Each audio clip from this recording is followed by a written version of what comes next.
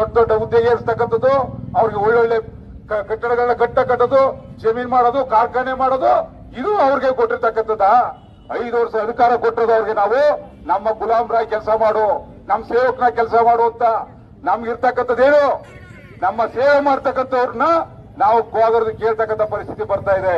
ಆದ್ರಿಂದ ಬಂಧುಗಳೇ, ಇವತ್ತು ಸಕ್ಕರೆ ಕಾರ್ಖಾನೆ ಮಾಲೀಕರ ಲಾಭಿ ಎಷ್ಟೇ ಇರಲಿ, ಬಂಡವಾಳಶಾಹಿಗಳು ಇವತ್ತು ಡ್ಯಾಮ್ ಅನ್ನು ಕಟ್ಟಲಿಕ್ಕೆ ಹೊರಟಿದ್ದಾರೆ ನಮ್ಮ ಪಕ್ಕದ ದಸ್ತೂರಿನಲ್ಲಿ.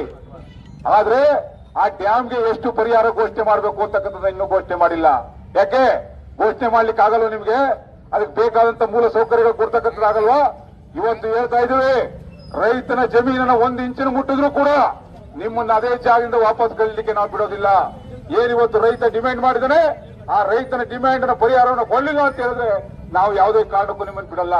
ಇವತ್ತು ಅರ್ಥ ಮಾಡ್ಕೋಬೇಕು, ಸರ್ಕಾರ ಕಾನೂನುಗಳಲ್ಲಿ ಅರ್ಥ ಮಾಡ್ಕೋಬೇಕು. ಶಿವಾನಂದ ಪಾಟೀಲ್ರೇ, ಇವತ್ತು ಕಬ್ಬು ಬೆಳೆದಂತ ರೈತ ಬೀದಿಗೆ ಬಂದಿದ್ದಾನೆ, ರಸ್ತೆಗೆ ಬಂದಿದ್ದೇವೆ. ತಕ್ಷಣ ಏನಿವತ್ತು 1ನೇ ತಾರೀಕು ಹೋದರೆ ಕಬ್ಬಿನ ದರವನ್ನು ನಿಗದಿ ಮಾಡ್ತಕ್ಕಂಥ ಕೆಲಸ ಆಗಬೇಕು. ಇಲ್ಲ ಅಂತ ಹೇಳಿದ್ರೆ ಮುಂದಿನ ದಿನಗಳಲ್ಲಿ ಉಗ್ರ ಹೋರಾಟವನ್ನು ಮಾಡಬೇಕಾಗ್ತದೆ ಅಂತ ಹೇಳಿ ಈ ಮೂಲಕ ಸರ್ಕಾರಕ್ಕೆ ಎಚ್ಚರಿಕೆಯನ್ನು ಕೊಡ್ತಾ ಇದ್ದಾರೆ. ಈಗ ಸಮಾಧಾನ ಇರಬೇಕ್ರಿ. ಯಾಕಂದ್ರ ನಮ್ಮ ಹೋರಾಟ ಸಾಹೇಬರು ಈಗ ಮನಿ ತಗೋಕ್ ಬಂದಾರ. ನಮ್ದು ಹೋರಾಟ ಏನೈತೆ ಅಂದ್ರೆ ಇಲ್ಲಿ ವಸ್ತಿ ಇರಾಕ್ ನಾವ್ ಬಂದು ಟ್ರ್ಯಾಕ್ಟರ್ದಾಗ ಅನ್ನ ಸಾರ ಮಾಡ್ಕೊಂಡ್ ಕಿಶನ್ ನಾವ್ ಬಂದ್ವು. ಯಾಕಂದ್ರ ಈಗ ಹೋರಾಟ ಏನಾಗೈತಪ್ಪ ಅಂತಂದ್ರ ಸಾಹೇಬ್ರಿಗೊಂದು ದಯವಿಟ್ಟು ಹೇಳ್ತೀನಿ, ಮೊದಲನೇದೇನಪ್ಪಾ ಅಂತಂದ್ರ ಎಲ್ಲಾ ಕಾರ್ಖಾನೆಯವ್ರಿಗೆ ಕಬ್ಬಿನ ಬಿಲ್ ಘೋಷಣೆ ಮಾಡಬೇಕು, ಚಾಲೂ ಮಾಡ್ಬೇಕಂತೇಳಿ ನಾವು ಅವ್ರಿಗೆ ಅವಾಗ ಹೇಳಿದ್ರು. ಆ ತರ ಈಗ ಯಾರು ಫ್ಯಾಕ್ಟ್ರಿನೂ ಚಾಲೂ ಮಾಡಿಲ್ಲ. ಇನ್ನು ಮುಂದವರು ಮಾಡಬಾರ್ದು ಅಂತೇಳಿ ಅವ್ರು ಹೇಳ್ತನು. ಮಹಾರಾಷ್ಟ್ರ ಮಾದರಿ ಒಳಗೆ ಬಿಲ್ ಕೊಡ್ಬೇಕಂತ ಅದು ಒಳ್ಳೆ ವಿಚಾರ. ಅದರಂತೆ ಸಾಹೇಬರಿಗೆ ಕೂತು ನಾವು 4 ತಾಸು ಮೀಟಿಂಗ್ ಮಾಡಿದ್ರು. ಅವ್ರಿಗೆ ಮನವರಿಕೆ ಐತಿ, ಅದ್ರ ಬಗ್ಗೆ ಮಾತಾಡ್ತಾರೆ. 2ನೇ ವಿಷಯ ಇದು ದೊಡ್ಡ ಪ್ರಮಾಣದಾಗ ಐತಿ, ಅವ್ರು ಮನಸ್ಸು ಮಾಡಿದ್ರೆ ಮಾತ್ರ ಆಕೈತಿ. ಏನಪ್ಪಾ ಅಂತಂದ್ರ ಕಳೆದ 14 ವರ್ಷಗಳಿಂದ 1 ಗ್ರಾಮ್, 2 ವರ್ಷದಿಂದ 1 ಗ್ರಾಮ್, 2 ಗ್ರಾಮದಲ್ಲಿ ರೈತರ ಜಮೀನನ್ನು ಮೇಲೆ ಅವರಿಗೆ ದುಡ್ಡು ಕೊಡ್ತು ಅಂತ ಹೇಳಿ ಕೇಸಿಂದ ಚಿಕ್ಕ ಡ್ಯಾಮ್ ಕಟ್ಟಿದಾರ. 14 ವರ್ಷದ ಹಿಂದೆ 84 ಲಕ್ಷ ರೂಪಾಯಿ ಅಂತ ಹೇಳಿ ಘೋಷಣೆ ಮಾಡ್ಯಾರು. ಅವಾಗಿಂದ ರೇಟ್ ಅಷ್ಟಿತ್ತು ಈ ಭೂಮಿಗೆ. ಯಾಕಂದ್ರೆ ಭತ್ತ ಬೆಳೆ ಭೂಮಿ ಮಲೆನಾಡು ನಮ್ಮದು. ಇವತ್ತಿಗೆ ನಮ್ಮ ಆಗ್ರಹ ಐತಿ, 1 ಎಕರೆಗೆ 2 ಕೋಟಿ ರೂಪಾಯಿ ತತ್ಕ್ಷಣ ಪರಿಹಾರ ಕೊಡ್ಬೇಕು. ಯಾಕೆ ಈ ಮಾತು ಹೇಳತ್ತನಪ್ಪ ಅಂತಂದ್ರ ದಯವಿಟ್ಟು ಅವರ ಸಾಹೇಬರೀಗ ಸರ್ಕಾರಕ್ಕೆ ಸಿಎಂ ಜೊತೆ ಫೋನ್ ಮುಖಾಂತರ ಮಾತಾಡಬೇಕು. ಈ ಪರಿಹಾರ ನಿಧಿಯನ್ನು ಈ ರೈತರಿಗೆ ಕೊಡಬೇಕು. ಯಾಕಂದ್ರೆ 14 ವರ್ಷ ಉಳುಮೆ ಮಾಡದಂತ ರೈತರು 1 ಎಕರೆ 70 ಎಕರೆ ಐತಿ, 1 ಎಕರೆ 100 ಎಕರೆ ಐತಿ. ಯಾಕೆ ಈ ಮಾತು ಹೇಳ್ತಾರಂದ್ರ 1 ಎಕರೆ ಭತ್ತ ಯಾರು ಬೀಡ್ ಬೆಳಿತಾರ, ಭತ್ತ ಬೆಳಿತಾರ, ಒಂದು ಬೇರೆ ಬೆಳೆ ಬೆಳಿತಾರ. ಎಕರೆ ಹಿಂಗಾರಿ ಮುಂಗಾರಿ ಅಂದ್ರ 1 ಎಕರೆಕ ಮಿನಿಮಮ್ ನಾವು 2 ರಿಂದ 3 ಲಕ್ಷ ರೂಪಾಯಿ ಉತ್ಪನ್ನ ತೆಗೆಯುವಂತ ರೈತರು 14 ವರ್ಷದಿಂದ ಇವತ್ತು ಸರ್ಕಾರ ಕಬ್ಜಾ ಇದ್ದಂತ ಹೊಲ ಅಂದ್ರೆ ಎಷ್ಟಾಯ್ತು? 1 ಕೋಟಿ ರೂಪಾಯಿ ನಮ್ಮ ಜೀವನಕ್ಕೆ ಸರ್ಕಾರಕ್ಕೆ ಕೊಡುವಂತ ಹಣ ಇವತ್ತ ನಷ್ಟ ಮಾಡಿದಾರು ಈ ಸರ್ಕಾರ.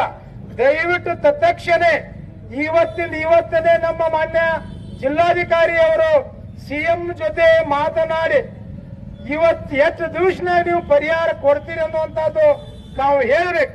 ಯಾಕೆ ಈ ಮಾತು ಹೇಳ್ತೇನೆಂದ್ರೆ ಇದು 14 ವರ್ಷದ ಪ್ರಾಬ್ಲಮ್ ಐತಿ ಸರ. ತಮ್ಮ ಒಂದು ವಿಚಾರದಾಗ ನಡೀತೈತಿ. ಮತ್ತ ಕಬ್ಬಿನದಿಲ್ಲ, ನೀವು ಮೊನ್ನೆ ಎಲ್ಲ ಕಾರ್ಖಾನೆ ಅವ್ರನ್ನ ಕರೆದು ಮೀಟಿಂಗ್ ಮಾಡಿದಿರಿ. ಆ ಮೀಟಿಂಗ್ದಾಗ ಏನಾಗೈತೆ ಅನ್ನೋದು ಈಗ ಸದ್ಯ ನಮ್ಗೆ ಸ್ಪಷ್ಟಪಡಿಸಬೇಕು.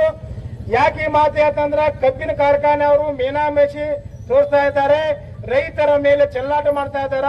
ಇವತ್ತ ರೈತರಿಗೆ ಇನ್ನೊಂದು 15 ದಿವಸ ಫ್ಯಾಕ್ಟರಿ ಕಾರ್ಖಾನೆಗಳ ಹಂಗೆ ಮುಂದೆ ಹೋದಪ್ಪ ಅಂತಂದ್ರ ಇಲ್ಲಿ 100 ರೂಪಾಯಿ 500 ರೂಪಾಯಿ ನಾವು ಕೇಳುವ ಗುಡ್ದ ಅಲ್ಲಿ ಕಬ್ಬು ಕಟಾವ್ ಮಾಡುವಲ್ಲಿ ಲಗಾನಿ ದರ ಹೆಚ್ಚಾಕೈತಿ. ನಮಗ್ 4ನೇ ಕೋಳಿ 12ನೇ ಮಸಾಲೆ ಅಂತಾರಲ್ಲ, ನಮ್ಮ ಬಾಳೆ ಹಿಂಗಾಕೈತಿ ರೈತಂದ. ದಯವಿಟ್ಟು ತತ್ಕ್ಷಣ ಬಿಲ್ ಘೋಷಣೆ ಮಾಡಿ ಕಾರ್ಖಾನೆ ಚಾಲೂ ಮಾಡಿಸ್ಬೇಕು. ಸಾಹೇಬರ ಆರಾಮಿಲ್ಲ ಅನ್ನತಾರು. ಯಾಕಂದ್ರೆ ನಾವು ಸಾಹೇಬ್ರನ್ನ ಇಲ್ಲೇ 4 ತಾಸು ಕುಣಿಸುವಂತ ನಾವು ಪ್ರೋಗ್ರಾಮ್ ಹಾಕೊಂಡ್ ಬಂದಿದ್ದು. ಇಲ್ಲೇ ಕುಂಡ್ಬೇಕು, ಅವ್ರು ಇಲ್ಲೇ ಮಾತಾಡ್ಬೇಕಂತೇಳಿ. ಅವರ ಆರೋಗ್ಯ ಸ್ವಲ್ಪ ಅವ್ರ ಮುಖ ನೋಡ್ರೆ ಗೊತ್ತಾಗತೈತಿ. ಅದಕ್ಕಾಗಿ ಆರಾಮಿಲ್ಲ ಆಗೈತಿ. ಅದ್ರಗೋಸ್ಕರ ಇವಾಗ ಅವ್ರಿಗೆ ನಾವು ನಮ್ಮ ಅಧ್ಯಕ್ಷ ಮೋತಿಲಾಲ್ ಅವ್ರು 1-2 ಮಾತು ಮಾತಾಡಿ ಅವ್ರಿಗೆ ಮನವಿ ಕೊಡ್ತು ಸಾಹೇಬ್ರಿಗೆ ಅಂತ ಯಾಕೆ ಬಯಸ್ತಾನೆ. ಇದು ನೋಡ್ರಿ ಸಾಹೇಬ್ರ, ಅದು ಈಗ ಕಬ್ಬಿಂದ್ರೆ ನಮ್ ಹಿರಿಯವರು ಮಾತಾಡ್ಯಾರ. ಅದು ಏನಾಗೈತಿ ಅಂದ್ರ ಅವ್ರ ಡ್ಯಾಮ್ ನಮ್ಗ ಬ್ಯಾಡ್ರಿ. ಯಾಕಂದ್ರ ನಮ್ಮ ಭೂಮಿ ಹೆಂಗಾಗೈತಿ ಅಂದ್ರ ಇದು ಬೆಣ್ಣಿ ಇರ್ತಾವ ನೋಡ್ರಿ, ಬೆಣ್ಣೀರಿ. ಆ ಬೆಣ್ಣಿಗತ್ಲೆ ಭೂಮಿ ಐತ್ರಿ. ಅದು ಯಾರು ಕೋಟಿ ರೂಪಾಯಿ ತಗೊಂಡ್ ನಾವ್ ಏನ್ ಮಾಡುದ್ರಿ? ಅದರಿಂದ ನಮ್ಗೆ ಏನೈತಿ, ನಮ್ ಜಮೀನ್ ನಮ್ಗೆ ಉಳಿಸ್ಕೊಡ್ರಿ. ನಮ್ಗೆ ಒಟ್ಟು ದಯವಿಟ್ಟು ಡ್ಯಾಮ್ ಬೇಡ. ಯಾಕಂದ್ರೆ ಅದರದಿಂದ ಮುಳುಗಡೆ ಆಗ್ತಾವ ನೋಡ್ರಿ, ತಳಗ ಮುಳುಗಡೆ ಆಗುದು. ನೀವು ಎಷ್ಟೋ ಜನಗಳಿಗೆ ದುಡ್ಡು ಕೊಡ್ತೀರಿ. ಉಳ್ಕಿದ್ ನಮ್ಮ ರೈತರಿಗೆ ಏನ್ ಆಗ್ತಾವಪ್ಪ ಅಂದ್ರ ಅಲ್ಲಿದ್ದ ವಸ್ತಿ ಹೋಗ್ತಾವ್, ಮನಿ ಹೋಗ್ತಾವ್, ಆಕಳ ಹೋಗ್ತಾವ್, ದನ ಹೋಗ್ತಾವ್. ನಾಳಿಗ ನೀರ್ ನಿಂತಿದ್ದು ಎಲ್ಲರಿಗೂ ಅನುಕೂಲ ಆಗ್ತಾವ್. ಫಾರೆಸ್ಟ್ ಡಿಪಾರ್ಟ್ಮೆಂಟ್ ಒಳಗೆ ಅನೇಕ ಜಮೀನುಗಳು ಸಾವಿರ ಎಕರೆ ಜಮೀನುಗಳು ಐತಿ. ಏನ ಅಲ್ಲಿ ಹೋಗಿ ಡ್ಯಾಮ್ ಮಾಡ್ರಿ, ನಿಮ್ಗೇನ್ ಬೇಡ ಅನ್ನಂಗಿಲ್ಲ. ಅನೇಕ ಗುಡ್ಡುಗಳು ಐತಿ, ಅಲ್ಲಿ ಹೋಗಿ ಮೀಟಿಂಗ್ ಮಾಡ್ರಿ, ಅಲ್ಲಿ ಹೋಗಿ ಡ್ಯಾಮ್ ಮಾಡ್ರಿ. ಏನ್ ಬೇಕದು 1000 ಎಕರೆ 10,000 ಎಕರೆ ಭೂಮಿ ಐತಿ. ಇವತ್ತು ನೋಡ್ರಿ, ನೀವು ಫಾರೆಸ್ಟ್ ಒಳಗೆ ಹೋಗಿ ಡ್ಯಾಮೇಜ್ ಹೊಡಿಲಾಕ ಅಲ್ಲಿ ಹೋಗಿ ಒಂದು ಗೆಸ್ಟ್ ಹೌಸ್ ಕಟ್ಟಿ ಬಿಡ್ತೀರಿ. ಆ ಡ್ಯಾಮೇಜ್ ಹೊಡಿದು ಗೆಸ್ಟ್ ಹೌಸ್ ಏನ್ ಮಾಡ್ರಿ, ಅದ್ರ ಡ್ಯಾಮ್ ಮಾಡ್ರಿ. ಏನ ಆ ಫಾರೆಸ್ಟ್ ಒಳಗ ನೀವು ಡ್ಯಾಮೇಜ್ ಹೊಡೆದು ಡ್ಯಾಮ್ಗಳು ತಗದಿ, ಪಾಪ ರೈತರ ಭೂಮಿ ಐತಿ, ಅವ್ರಿಗೆ ಸೂಕ್ತ ಪರಿಹಾರ ಕೊಡುದಿದ್ರ ಪ್ರತಿಯೊಂದು ಭೂಮಿ ಪ್ರತಿಯೊಂದು ಎಕರೆಗ 5 ಕೋಟಿ ರೂಪಾಯಿ ಪರಿಹಾರ ಘೋಷಣೆ ಮಾಡ್ಬೇಕು. ಒಂದೇ ಒಂದು ಸಣ್ಣ ಮನಿ ಬಿದ್ರ, ಒಂದ್ ನಿಮಿಷ ತಡ್ರಿ, ಒಂದೇ ಸಣ್ಣ ಮನಿ, ನೀವು ಒಂದೇ ಸಣ್ಣ ಮನಿ 20 by 20 ಮನಿ ಇದ್ರ ಬಿ ಅವ್ರಿಗೆ ನೀವು ಬ್ಯಾರೆ ಕಡೆ ಸಿಟಿ ಒಳಗೆ ಮನಿ ಕಟ್ಟಿಸ್ಕೊಡ್ಬೇಕು. ಲೇವಿಟ್ ಎಮ್ಮೆ ಪ್ರಾಡ್ ತಗೊಂಡ್ ಅವ್ರಿಗೆ ಮನಿ ಕಟ್ಟಿಸ್ಕೊಡ್ಬೇಕು. ಅವಾಗ ನಿಮ್ಗೆ ಅದು ಡ್ಯಾಮ್ ಮಾಡ್ಲಾಕ್ ಬಿಡ್ತೀವಿ. ಇಲ್ಲಾಂದ್ರ ನಾವು ಸತ್ರ ಬಿ ಡ್ಯಾಮ್ ಮಾಡ್ಲಾಕ್ ಬಿಡ್ಕೊಡಂಗಿಲ್ಲ. ಅಲ್ಲಿ ರೈತರು ತೀರ್ಮಾನ ಮಾಡಿದ್ ಮಾತಿದು. ಒಂದೇದು. ಎರಡನೇದು ಏನೈತೆ ಅಂದ್ರೆ ಕಬ್ಬಿಗೆ ಮೊನ್ನೆ ಜಿಲ್ಲಾಧಿಕಾರಿ ಸಾಹೇಬ್ರ ಏನಂದ್ರೆ 5,000 ರೂಪಾಯಿ ರೇಟ್ ಬೇಕಾಗ್ಯಾವ. 5,000 ರೂಪಾಯಿ ರೇಟ್ ಕೊಟ್ರೆ ಅಷ್ಟೇ ಕಾರ್ಖಾನೆ ಚಾಲು ಮಾಡ್ರಿ. ಇಲ್ಲ ಅಂದ್ರೆ ಯಾರ್ಯಾಕೆ ಕಬ್ಬು ಕಡತ್ ಕಳಿಸ್ರಿ ನೀವು? ನಿಮ್ ಗಾಡಿಗಳು ಏನು ಹೋಗ್ತಾವಲ್ಲ ರೋಡ್ ಮೇಲೆ, ಈಗ ಆಲ್ರೆಡಿ ಒಂದ್ ಗಾಡಿ ಸುಟ್ಟಿದ್ದು. ಎಲ್ಲ ಟ್ರ್ಯಾಕ್ಟರ್ ಹಾಳು ಮಾಡ್ಕೋಬೇಡ್ರಿ. 50 ಲಕ್ಷ ರೂಪಾಯಿ ಕೊಟ್ಟು ಟ್ರ್ಯಾಕ್ಟರ್ ನೀವು ಇದು ಮಾಡಿರಿ. ಯಾರು ಟ್ರ್ಯಾಕ್ಟರ್ ಹಾಳು ಮಾಡಬೇಡ್ರಿ. ನಿಮ್ ಟ್ರ್ಯಾಕ್ಟರ್ ನಾನೇ ಸುಡ್ತೀನಿ ಹೋಗ್ತೀಸಿ. ಮೊನ್ನೆ ಜಿಲ್ಲಾಧಿಕಾರಿ ಸಾಹೇಬ್ರು ಮಾತಾಡ ಕರ್ನಾಟಕ ರಾಜ್ಯ ರೈತ ಸಂಘಕ್ಕೆ ಎಲ್ಲಿ ತನಕ ಹೋರಾಟ, ಜೈ ಜೈ. ಇವತ್ತಿನ ದಿವಸ ಕಬ್ಬಿಂದ ಅಂದ್ರೆ 3,800 ತನಕ ಧಾರಣೆ ಕೊಡ್ಬೇಕಾಗಿತ್ತು. ಅದು ಯಾವುದೇ ತರ ನಮ್ಗ ಫಿಕ್ಸ್ ಆಗ್ತಾ ಇರಲಿಲ್ಲ. ಮತ್ ಮೆಕ್ಕೆಜೋಳ ಕಬ್ಬಿನಕ್ಕಿಂತ ರೇಟ್ ಕಂಡಾಪಟ್ಟಿ ಖರ್ಚು ಬರ್ತೈತೆ. ಈಗ ಬೆಳೆಸ್ಬೇಕು ಮಾಡ್ಬೇಕಂದ್ರೆ ಅದಕ್ಕೆ ಹುಳ ಏನೆಲ್ಲ ಮರಿದಿಂದ ಎಷ್ಟೋ ಬೆಳೆಗಳು ಹಾಳಾಗತ್ತಾವು.